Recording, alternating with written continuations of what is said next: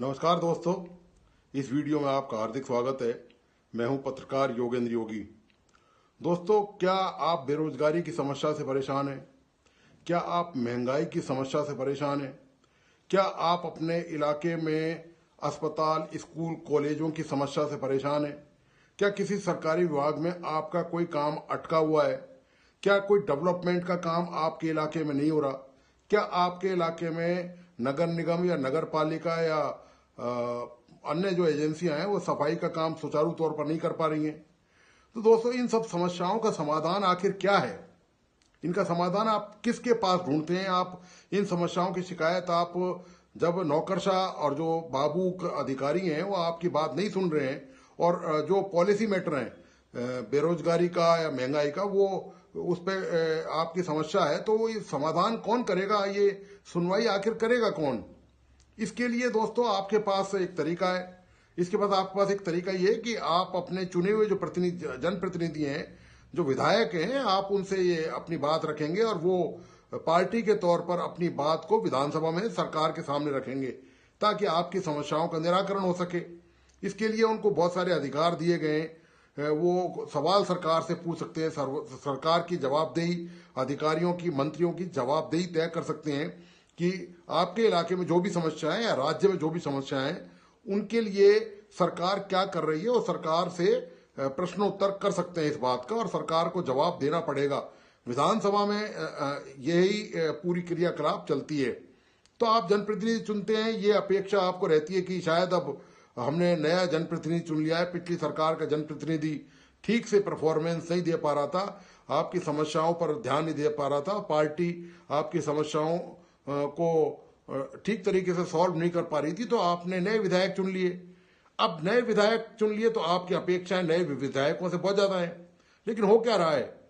आपने चुन लिए अपनी समस्याओं के लिए नए विधायक, आपके पास समस्याओं का लंबा चौड़ा पिटारा है, उसमें से एक ढेर समस्याएं निकलती जा रही हैं। और हो क्या रहा है? इन समस्याओं के निस्तारण, निराकरण के बजाय विधानसभा दोस्तों, हो क्या रहा है? जिन प्रतिनिधियों को आपने इस उम्मीद से चुना कि वो आपकी समस्याओं का निराकरण करेंगे, आपके इलाके का विकास करेंगे, जो राज्यव्यापी समस्या है पेयजल, पानी, बिजली, सिंचाई की, और जो तमाम किसानों की, युवाओं की, बेरोजगारों की, महिलाओं की जो तमाम समस्याएं हैं, कर्मचारियों की, अधिकारियों की, उनका समाधान होगा।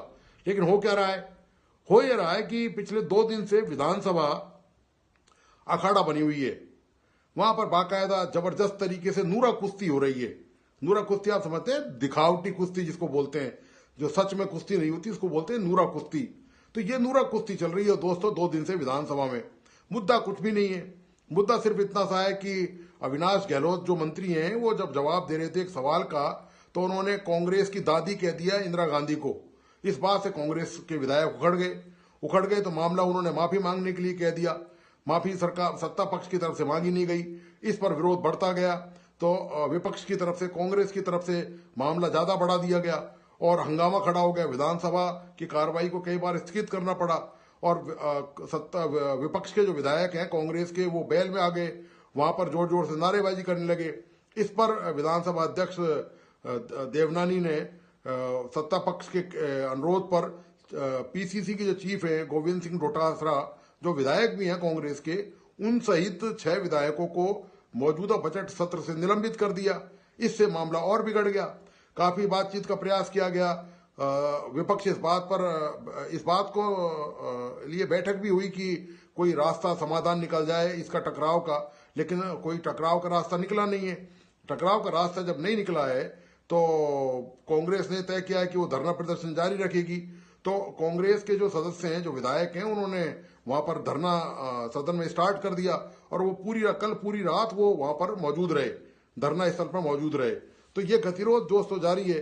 किसकी कीमत पर जारी है? आपकी और हमारी कीमत पर। आपकी और हमारी समस्याएं उठाने के बजाय एक जरा से मुद्दे को लेकर दोनों पक्ष, मैं किसी एक पक्ष को जिम्मेदार नहीं ठहरा रहा, चाहे सत्ता पक्ष हो और चाहे विपक्ष हो, यानी कि भारतीय जनता पार्टी की सरकार हो या कांग्रेस विपक्ष में हो, किसी एक की गलती नहीं है। गलती दोनों पक्षों की समान तौर पर है। एक ने नाम ले लिया, इंदिरा गांधी को दादी बताया, उन्होंने कहा माफी मांगो, इन्होंने माफी मांगने से मना कर दिया। तो ये नहीं देखा कि ये इनका जो टकराव है इनका जो जो ये जो टकराव हो रहा है, ये जो झंझट विधानसभा में जो हो रहा है, जो स्थगित विधानसभा पड़ी हुई है 2 दिन से, उसमें नुकसान आखिर किसका है? आपका और मेरा नुकसान है, क्योंकि आपने और मैंने वोट दिया है। इन विधायकों को जो वेतन भत्ते, जो भी सुविधाएं मिलती हैं, वो आपकी और मेरे खून पसीने की गाड़ी कमाई से मिलती हैं दोस्तों, ऐसे नहीं मिलती है। इनसे आप पैसा लेने जाएं, 1 पैसा नहीं देगा कोई भी आपको, लेकिन टैक्स के तौर पर आपकी जेब हमेशा काटी जाती रही है। ये दरअसल ये हालत है राजस्थान के चुने हुए जनप्रतिनिधियों की, कि उनको आम जनता की कोई चिंता फिक्र है नहीं। आम जनता की यदि चिंता फिक्र होती तो इतना बहुमूल्य समय, इतना कीमती समय जो आपकी समस्याओं के निवारण में जिसका प्रयास होने चाहिए विधानसभा में, वो विधानसभा अखाड़ा बनी हुई है। आरोप प्रत्यारोप लगाए जा पड़े हैं, विधानसभा की कार्रवाई 2 दिन से ठप पड़ी हुई है। ये हालत हो चुकी है दोस्तों राजस्थान की विधानसभा की। तो आप देखिए कि अभी साल भर भी नहीं हुआ है चुनाव हुए, तो अब तो निश्चित तौर पर आपको कम से कम अगले 4 साल इंतजार करना पड़ेगा बेहतर जनप्रतिनिधि चुनने के लिए, कि वो आपकी समस्या का इलाज कर सकें। मैं आपको ये बताता चलूं कि आपकी जो खून पसीने की गाड़ी कमाई है, जो दिन रात आप मेहनत मजदूरी करके अपना परिवार पालते हैं, उसमें से सरकार जो टैक्स लेती है, उससे विधायकों को क्या क्या सुविधाएं मिलती हैं, मैं सिर्फ आपके सामने ये तस्वीर रखना चाहता हूं। आप 2 मिनट का मुझे मौका दीजिए और ये बात देखिए आप। मुख्य भत्ते और सुविधाएं, वेतन है इनका 15,000 रुपए, निर्वाचन भत्ता है 40,000 रुपए, यात्रा यानी कि यात्रा कितनी, 1.5 लाख रुपए वार्षिक, 1.5 लाख रुपए तक वार्षिक रेल हवाई जहाज से, तथा 7 रुपए प्रति किलोमीटर निजी वाहन से यात्रा कर सकते हैं, कितनी भी यात्रा कर सकते हैं, ठीक है। 1.5 लाख रुपए वार्षिक तक, मतलब 1.5 लाख रुपए 1 साल में खर्च कर सकते हैं, यानी कि 5 साल में 1.5 और 1.5 3 और 3 6 और 7.5 लाख रुपए सिर्फ यात्रा पर इनको मिलेंगे। वो ये खर्च कितना करें क्या अलग बात है, ज्यादातर खर्च ही करते हैं। दैनिक भत्ता इनका, जब विधानसभा सत्र या समिति की बैठक होती है, यानी कि अभी जो विधानसभा की कार्रवाई जो चल रही है, उसमें जो इनको भत्ता मिलता है प्रतिदिन का, वो मिलता है 1,000 रुपए, ठीक है। मकान किराया खुद का हो या किराए का मकान होने पर, यदि किराए का मकान लेते हैं तो 7,500 रुपए। इनका जो निजी सचिव इनको रखने का अधिकार है एक एक विधायक को, उसको मिलते हैं 20,000 रुपए पर मंथ। निजी सचिव नहीं लेने पर 20,000 रुपए पर मंथ मिलते हैं इनको, कि कोई ये अपना कोई भी बंदा अपने पास निजी सचिव के तौर पर रख सकते हैं। इसके अलावा जो इनको वाहन, जो दौरे के लिए वाहन जब ये नहीं लेते हैं, जब ये दौरे के लिए जाते हैं, तो उसके लिए इनको 20,000 रुपए मासिक मिलते हैं। और अन्य जो सुविधाएं इनको दोस्तों, मुख्य सुविधाओं में भत्ते, आवास, यात्रा, चिकित्सा, फर्नीचर, टेलीफोन, निजी सचिव, गेस्ट हाउस में ठहरने जैसी सुविधाएं, यह सभी सुविधाएं इनको कानूनन मिलती हैं। ऐसा नहीं है कि, यानी कि 5 साल में करीब 10 करोड़ की राशि है विधायक कोष के लिए, जो वो अलग मिलती है इनको डेवलपमेंट कराने के लिए, ठीक है दोस्तों। तो ये इतनी सुविधाएं इनको मिलती हैं दोस्तों। वो सुविधाएं लेके कहां से आते हैं, कौन लेके आता है उनको? वो आपके और हमारी जो जेबों में जो भी हम थोड़ा बहुत तो अपनी जमा पूंजी बचा के रखते हैं, ये सुविधाएं उसकी बदौलत मिलती हैं दोस्तों। आपकी और हमारी जो मेहनत मजदूरी है, जो हम इतना परिश्रम करते हैं, आम आदमी जो पूरा प्रदेश का इतनी मेहनत करता है, उसमें जो टैक्स लगते हैं, उस टैक्स का जो पैसा है वो इनको तमाम विधायकों को सारी सुविधाएं मिलता है, जो वहां पर अखाड़े की तरह पहलवानी दिखा रहे हैं, बजाय आपकी और हमारी समस्याओं का समाधान करने के लिए। तो दोस्तों यही कहा जाएगा कि इन सबको सद्बुद्धि दी जाए। और अब चूंकि आप कोई चुनाव है नहीं निकट भविष्य में, तो अब तो इन्हीं के भरोसे हैं दोनों तरफ से ही, चाहे वो विपक्ष हो चाहे सत्ता पक्ष हो। इतना बड़ा कोई मुद्दा नहीं है, बात का बतंगड़ बनाया जा रहा है दोस्तों। ये सीधा सीधा तरीका है अपनी जिम्मेदारी से बचने का। मैं दोस्तों लगयात एक बात और बता दूं, ऐसा नहीं है कि विधानसभा स्थगित है तो ये अपने भत्ते लेना छोड़ देंगे। ये तमाम विधायक भत्ते, जो भी सुविधाएं मैंने आपको गिनाई हैं, ये तमाम वो विधानसभा की कार्रवाई के दौरान प्रतिदिन जो 1,000 का भत्ता मिलता है, अभी तक किसी भी पार्टी के विधायक ने ये नहीं कहा है कि चूंकि कार्रवाई नहीं चल रही है तो हम भत्ता नहीं लेंगे। भत्ता वो पूरा लेंगे, वेतन वो पूरा लेंगे। ऐसा नहीं है कि वो वेतन में से कोई कटौती करवा देंगे, क्योंकि विधानसभा में आपके हित का कोई मामला रखा ही नहीं जा रहा।